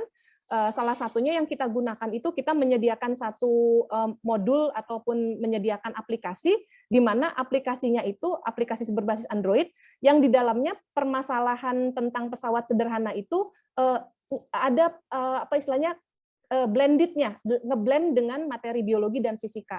Jadi di sini memang harus ada collab antara guru biologi ataupun guru fisika, dan pada akhirnya ketika kita melakukan sintesis dari materi tersebut, kita bisa mengundang guru matematika. Ini sebenarnya konsep matematikanya apa? Nah, yang kami lakukan seperti itu. Jadi ketika kita menyusun soal ini, biasanya soal itu dibuat dulu dari biologi, Bu. Dari biologi dulu, setelah biologi, kemudian fisika, ada nggak yang bisa dikaitkan? Oh, ada. Nah, setelah itu baru kita mengundang guru ataupun dosen matematika, lalu beliaulah yang pasti lebih paham ini masuknya konten apa di matematika gitu. Nah, di situ terjadi yang kita sebut dengan integrasi. Nah, seperti itu, Bu. Mungkin itu, Bu, respon saya terhadap pertanyaan Bu Wardiah. Mudah-mudahan bisa jelas ya, Bu War. Ya, berarti Bu, ini berarti tadi stepnya berarti tetap kolaborasi dulu, kemudian menciptakan modul dulu, atau modul dulu, Bu ya? Kalau Ibu saya, atau memetakan dulu mana-mana materi yang bisa diintegrasikan, berarti kemudian menyiapkan modul, kemudian baru menyiapkan asesmennya, begitu ya? Iya, betul. Jadi yang pertama itu collab dulu, Bu, collabnya dulu. Yang saya lakukan collab dengan fisika. Baik, Bu Juviani, jadi sebenarnya kasusnya itu hampir mirip-mirip juga ya di prodi kita juga. Gitu. Jadi kan ada integrasi kalkulus, kalau dulu kalkulus ya. Iya, Jadi kita kalkulus. juga ada mata kuliah yang dari IPA yang lain, ada matematika juga, ada kimia, kemudian ada fisika. Mungkin tahun ini. Ya, jadi mungkin dulu pernah juga kami menyarankan bahwa dosen-dosen pengampu itu mengintegrasikan dengan biologi, misalnya katakanlah misalnya kelistrikan. Jadi itu bisa kita buat itu masalah katakanlah mungkin listrik belut listrik atau seperti apa gitu diintegrasikan. Tapi mungkin ini belum maksimal Bu Zulfiani. Karena kita juga perlu matematika, tapi yang bisa diintegrasikan ke biologi. Kita perlu kimia, tapi kalau kimia gampang Bu, kita ada biokimia gitu kan. Biokimia, betul. Tapi kalau fisika dan matematika ini yang mungkin harus dipetakan lagi lah. Harus dipetakan. Ya, sama juga mungkin stepnya tadi, dipetakan dulu topik-topik yang bisa diintegrasikan ke biologi biar berasa gitu ya, mahasiswa itu belajar itu ada manfaatnya gitu. Iya. Cuman, kepada moderator. Oh ya, terima kasih. Mungkin sedikit Bu Moderator, pengalaman saya untuk menambahkan sedikit Bu Wardia. Umumnya soal-soal terintegrasi itu pada akhirnya kita bukan berarti terlalu superficial ya Bu, sepertinya biasa-biasa saja, enggak. Tetapi kita kan harus mengakomodasi biologi, fisika, tetapi kita juga harus smooth dalam arti relevansinya dapat gitu. Jadi nggak bisa juga kita maksa, misalnya, oh kasih aja nih misalnya konten matematikanya yang lebih berat dari ini, misalnya. Nggak bisa Bu. Jadi misalnya bisa jadi, misal kayak tadi saya untuk soal tridisiplin, kalau dari segi kompleksitas materi, itu matematikanya itu tidak tinggi Bu. Kan menentukan nilai maksimum itu ibarat kita kan kayak statistik kan, atau statistik deskriptif ya Bu ya. Kalau kita menghitung kan ada nilai-nilai yang istilahnya statistik deskriptif itu seperti rata, maksimum, minimum, begitu ya Bu ya. Itu kan sederhana sekali. Tinjauan matematikanya boleh dikatakan sederhana. Itu yang saya maksud dengan istilah disederhanakan tuh seolah-olah ya karena kita nggak mau maksa Bu, karena soal itu juga kalau terlalu dipaksakan supaya matematikanya keluar begitu ya. Tapi kalau nggak ngeblend sama soal biologi sama fisikanya, itu juga nggak bagus, Bu. Gitu. Jadi kita memang mengupayakan ada blended kesatuan antara biologi, fisika, matematika, tetapi pengalaman saya ada yang dikorbankan tuh maksudnya adalah kompleksitas materinya tuh jadi nggak tinggi gitu, Bu. Yang tadi saya katakan. Pada akhirnya, karena soal maths ini kan sudah sangat kompleks, begitu ya, Bu, ya. Ketika kita nanti terlalu ingin mengedepankan kompleksitas materi, pada akhirnya kita nggak bisa bagus, nggak bisa soal itu nggak menyatu secara utuh, karena seringkali yang dapat respon dari reviewer tuh jangan maksa gitu ya. Jadi ada soal yang kadang-kadang kita terlalu istilahnya semangat gitu, akhirnya kalau menurut reviewer justru ini terlalu maksa gitu ya. Jadi jangan memaksakan, bahkan kalau perlu di situ matematikanya as just tool sebagai operasional bilangan nggak masalah gitu Bu. Mungkin itu Bu pengalaman saya ya Bu ya. Makasih Bu War. Saya kembalikan sama-sama. Ya. Baik, terima kasih kepada Ibu Dr. Zulfiani yang telah memberikan informasi tambahan kepada kita semua. Jadi ya intinya jangan maksa Bu ya. Harus ada konten, konsep dan juga relevansinya itu ada gitu. Jangan maunya tridisiplin tapi kita maksa harus ada gitu. Padahal yang paling penting itu adalah konten, konsep dan juga relevansinya. Ya Bu Wardia. Sepertinya Bu sangat semangat sekali ya Bu. Ibu Windy, ya, mohon izin mau bertanya. Baik Pak, dipersilakan pada Pak Supri. Ya, terima kasih moderator Ibu Jul, terima kasih atas penjelasannya begitu detail dan menarik ya. Saya kira senada dengan pertanyaan Ibu Wardia, ini memang ada dilematis terkait dengan ini ya. Tentu yang disampaikan tadi itu bagus, cuman ada asumsi dasar atau ada persyaratan-persyaratan. Yang tadi kita sepakat bahwa kita tidak mungkin mundur lagi ya. Nah ini karena ini memang sudah dibutuhkan, saya sepakat itu. Yang kedua tadi materinya didekatkan dengan kehidupan sehari-hari. Ya.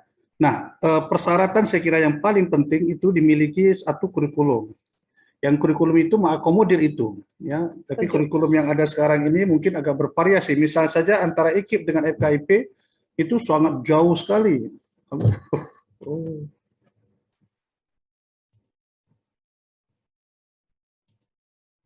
Halo, masih terdengar?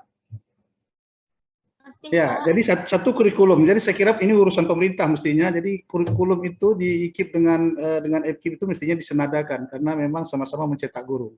Kurikulum juga urusan pemerintah. Jadi kalau ini sudah dibenahi secara bagus, mungkin yang lain akan mudah. Nah, saya ambil contoh kalau proses pembelajaran yang menarik, baik metode dan sebagainya itu amat tergantung pada kompetensi guru. Ya, itu sangat menentukan kompetensi guru. Nah, kalau gurunya tidak kita bekali, kalau M-Science mungkin Bu Jul, saya mungkin agak lebih menerima ya, karena ada IPA terpadu di sana. Ya, kebetulan nyonya saya juga guru di M-Science, jadi saya sering sekali berdiskusi rumah. Bagaimana dia harus menyajikan misalnya materi fisika, kimia dan seterusnya, sementara dia secara teori nggak pernah dapat itu. Apa yang saya lakukan? Saya minta dia belajar ke dosen-dosen fisika dan kimia dari 1 tahun pertama kedua itu memang sangat berat. Nah, jadi saya kira itu. Kita ambil contoh di biologi yang menarik ya. Misalnya genetik, Ibu Jul ya. Ada satu materi, misalnya ada Pak Muhib nggak di sini ya. Mungkin beliau akan dengar nanti bisa menambahkan. Misalnya menentukan teori probabilitas ya. Nah, ini sangat butuh paham matematik ya.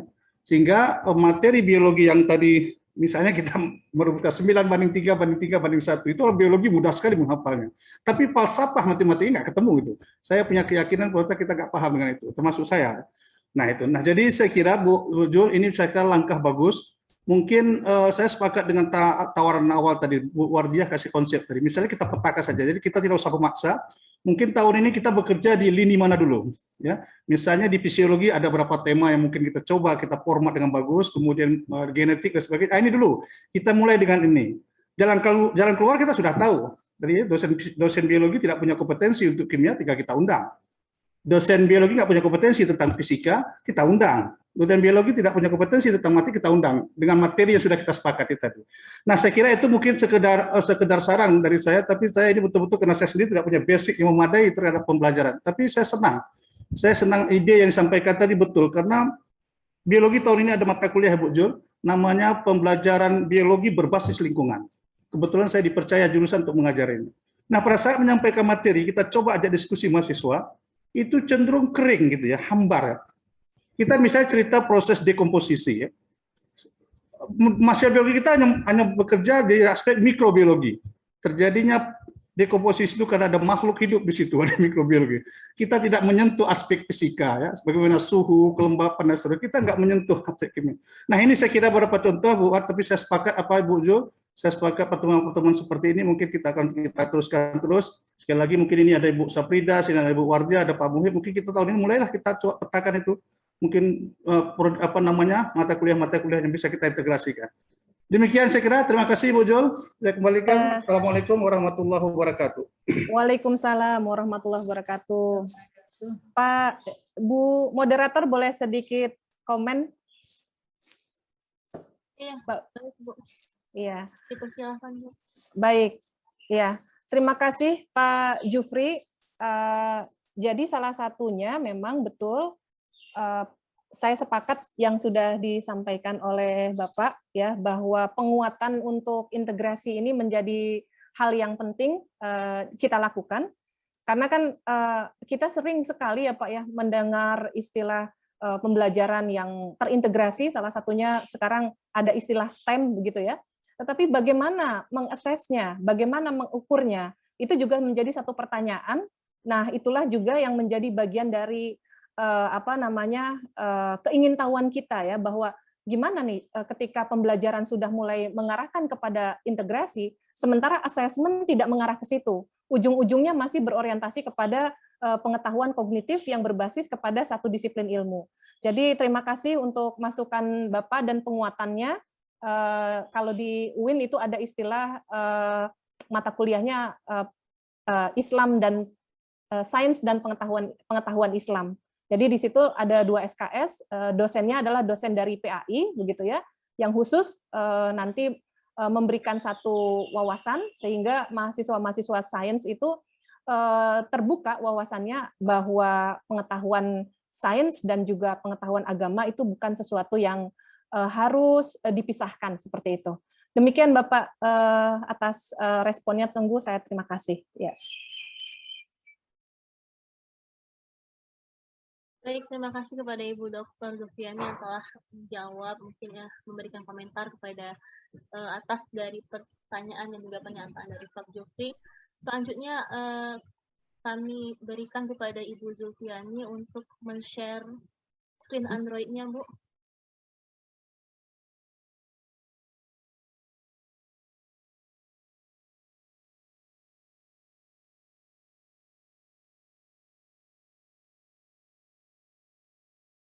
Sepertinya tadi sudah dikasih akses ya, Bu? Sudah, Bu. Oh, sudah ya. Tapi ini nggak muncul. Oke. Mungkin kalau seperti ini nggak kelihatan ya. Ya sudahlah, nanti aja. Baik, mungkin bisa dilanjutkan dulu dengan pertanyaan. Saya perbaiki dulu, Bu ya, supaya bisa terkoneksi ke sini. Baik, Bu. Ibu Windy, ini sepertinya sudah azan di sini, Bu. Apa memang mau dilanjutkan atau seperti apa? Mohon maaf, Bu, jadwal Masih mengaji, Bu War. Masih sampai mengaji ya, pukul Pak? 16. Oh, sampai pukul 16. Oh, oke. Ini sebentar lagi akan, maksudnya kebetulan saya dekat musola nih. Maksudnya nanti kalau emang itu dekat, Asarnya terdengar pukul suaranya. 4 lewat sedikit. Asarnya, Pak ya? Oke, oke, Pak.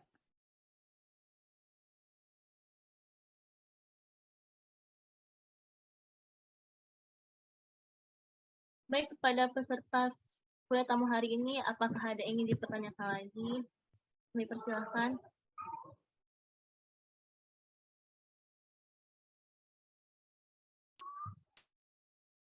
Mohon izin Ibu Dr. Zulfiani, ada yang mengirim chat kepada saya bertanya mengenai pengintegrasian tadi dengan ayat-ayat Al-Quran, tapi tidak muncul dalam soal atau pengetahuan, Bu. Itu bagaimana ya, Bu?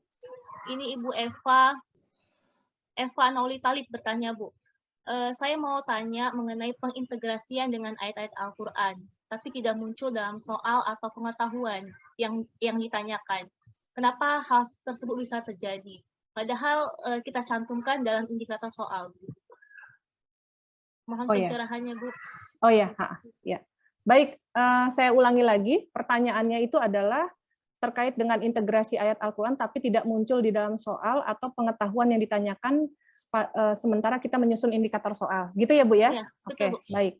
baik. Saya akan coba share screen-nya.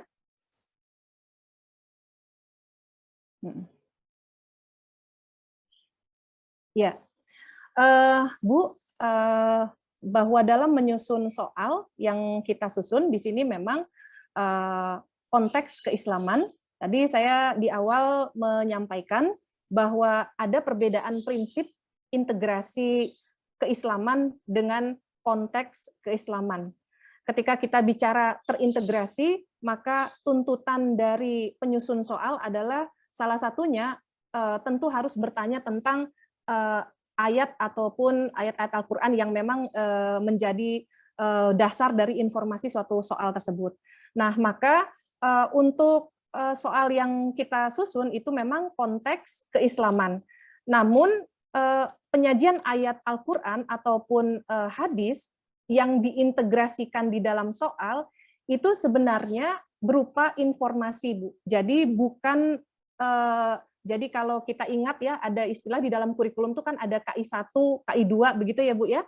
Ini bukan soal yang bertanya tentang KI 1 gitu ya. Kenapa? Karena tadi prinsip religiusitas itu tentu tidak bisa diukur semata-mata dari soal, sehingga tidak mencerminkan seseorang yang bisa mengerjakan soal ini, apalagi yang berhubungan dengan ayat-ayat Al-Quran, sudah pasti dijamin sangat religius. Sehingga memang untuk pengukuran religiusitas untuk aspek KI 1 memang tidak menggunakan tes ya, tetapi ada instrumen yang lain. Dan kalau kita ingat mungkin pengembangannya dalam setting indirect ya, indirect teaching seperti itu. Nah, maka di sini walaupun di dalam indikator ini dimunculkan, mengapa? Karena di soal muncul, Bu. Jadi kalau di soal itu muncul penyajian atau pokok soal itu di dalamnya ada informasi terkait dengan ayat-ayat Al-Qur'an, maka di indikator soalnya perlu dibunyikan, ya, perlu dibunyikan. Tapi ini tidak menjadi hal yang harus diukur. Karena kalau hal yang harus diukur, di sini harusnya tertulis misalnya peserta didik dapat mengidentifikasi mekanisme perambatan impuls dan ayat-ayat Al-Qur'an yang relevan. Misalnya seperti itu. Jadi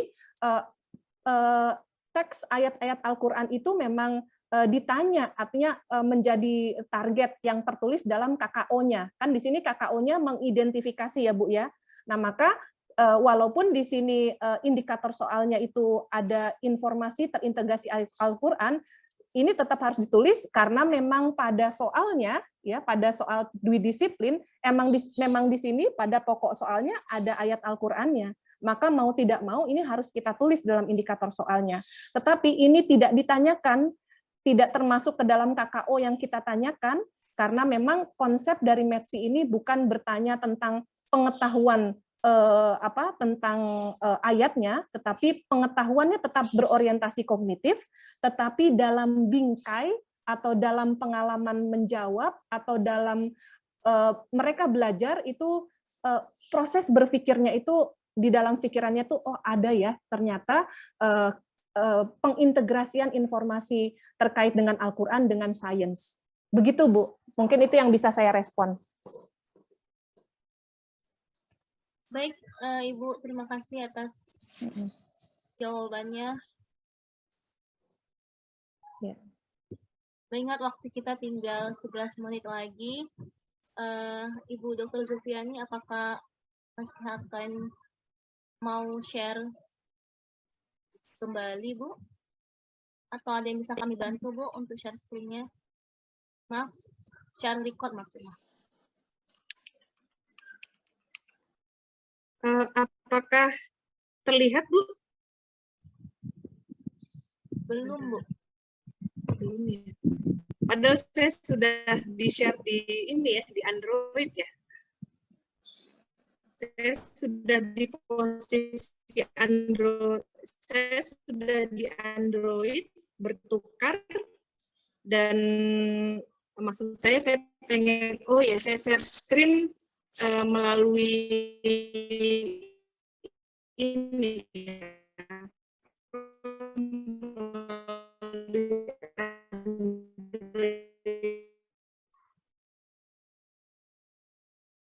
Maaf, Bu, suaranya tidak terdengar dengan jelas, Bu.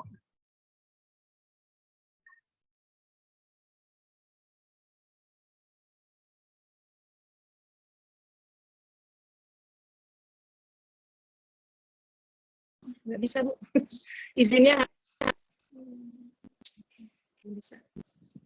Iya.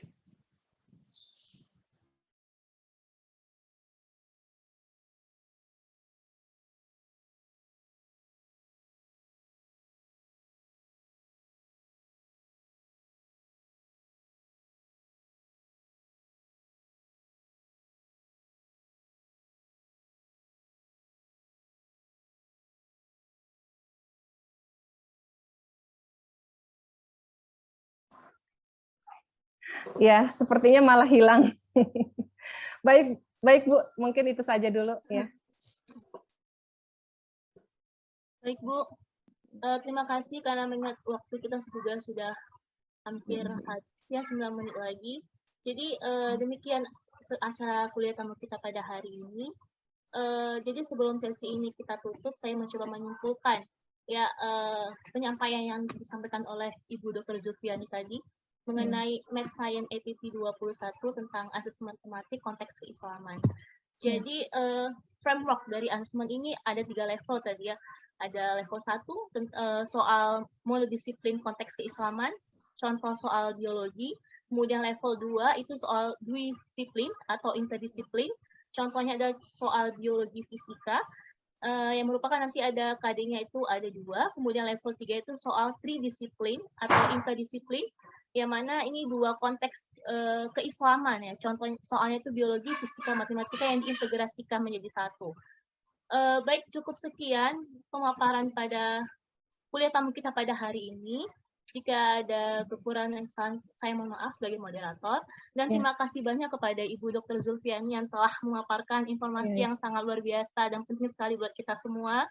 Dan terima kasih juga atas waktunya, kesempatannya para hadirin, Ibu, Bapak dosen yang telah menyempatkan waktu untuk juga berpartisipasi dalam kuliah tamu kita pada hari ini. Sekian dari saya. Wabillahi taufiq wal hidayah. Assalamualaikum warahmatullahi wabarakatuh. Waalaikumsalam warahmatullahi wabarakatuh. Terima kasih Bapak Ibu semua, Mbak Windy yang sudah menemani saya dalam forum ini, juga untuk pertanyaannya Ibu Wardiah dan Pak Jeffrey dan juga Pak Muhibin dan ada Pak Supriyantno. Bapak Ibu semua, terima kasih untuk 2 jam yang tidak terasa ini dalam forum saling belajar ya Bapak Ibu. Terima kasih, tentu saja masukannya sangat berharga sekali untuk pengembangan aplikasi ini. Bapak Ibu, mohon maaf, mungkin ini saya bisa langsung leave dari forum ini.